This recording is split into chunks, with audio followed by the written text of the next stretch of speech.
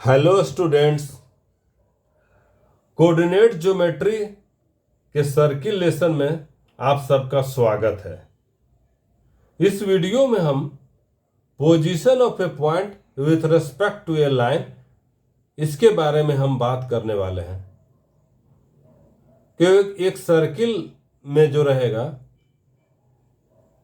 उसमें पॉइंट का क्या पोजीशन होगा, इसके बारे में हम लोग बात करने वाले हैं।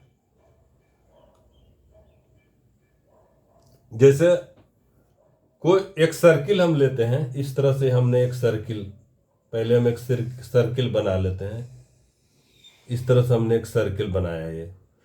इसका कोऑर्डिनेट है, यहाँ पर सेंटर है सी, जिसका कोऑर्डिनेट है -G, -F, और यहाँ पर रेडियस इसका जो है वो अब हम ये लेते हैं कि सेंटर ये है। अब यहाँ पर हम इसको अभी रेडियस नहीं बनाते हैं। अगर तो इसका जो है वो एक हम पॉइंट कहीं भी लेते हैं, जैसे एस, एक हम लिया एस, एक पॉइंट लिया एस, जिसका कोऑर्डिनेट हमने लिया अल्फा कोमा बीटा।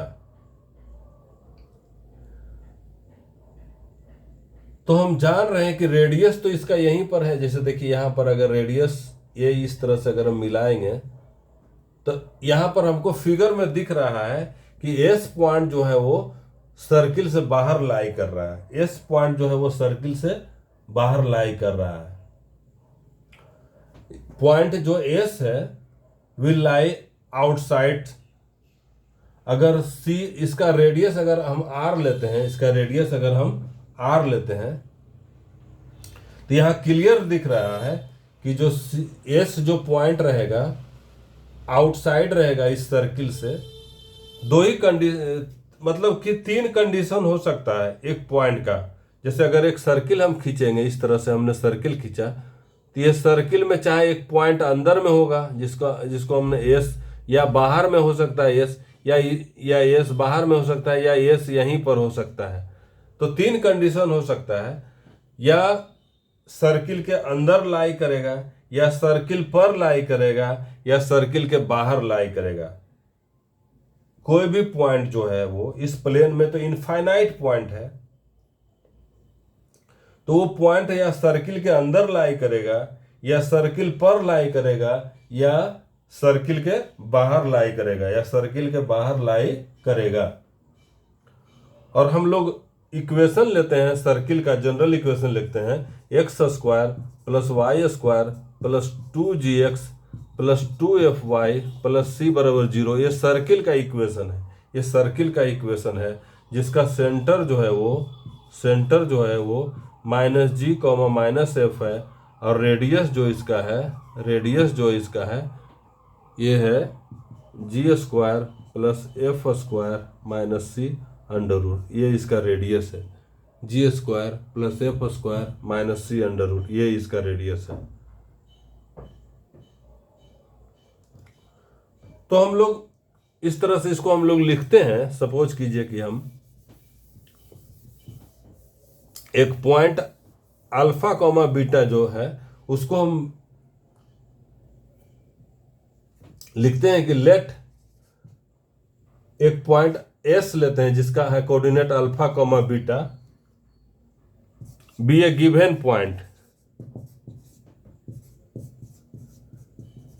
अब इसका पोजीशन हमको पता करना है कि ये जो है वो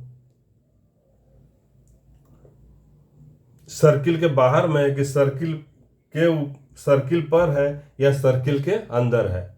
तो लेट एस पॉइंट जो है अल्फा कोमा बीटा जिसका कोऑर्डिनेट है be a given point, and उसके बाद हम सर्किल का भी इक्वेशन लिखते हैं x² + y² + 2gx + 2fy + c = 0 B a given circle. ये हमने सर्किल लिया है, गिवन सर्किल। इस सर्किल का इक्वेशन है x² + y² + 2gx + 2fy + c = 0। तब तो इसका सेंटर -G, -F है, और रेडियस जो है वो G² + F² - c √। है।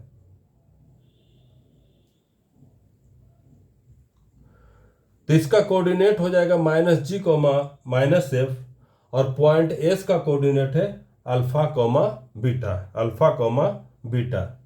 तब हम लिखेंगे कि the point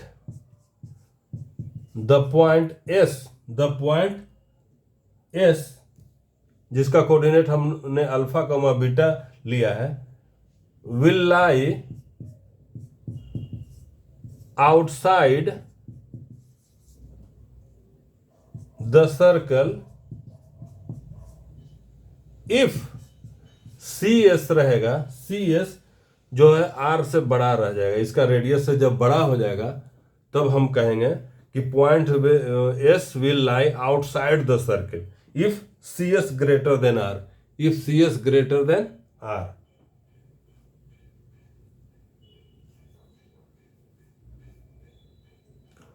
The point S will lie outside the circle if CS greater than R. C से S का जो डिस्टेंस रहेगा R से जब बड़ा हो जाएगा तो ये जो रहेगा वो पॉइंट जो है वो सर्किल के आउटसाइड में रहेगा। ऑन द सर्किल कब रहेगा? ऑन द सर्किल कब रहेगा? इफ सी एस बराबर आर हो जाएगा, इफ सी एस बराबर are,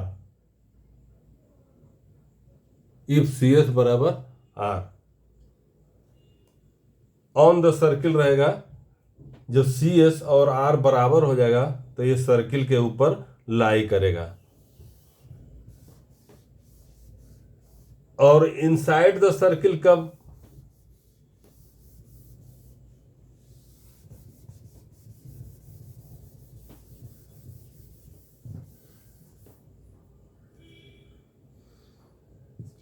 inside the circle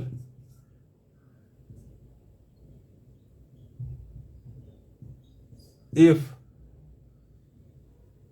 CS less than R।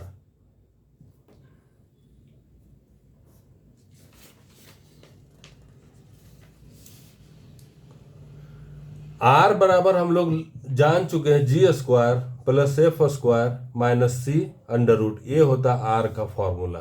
Radius हम लोग निकालते हैं, ये हम लोग रेडियस का फॉर्मूला हम लोग निकालते हैं।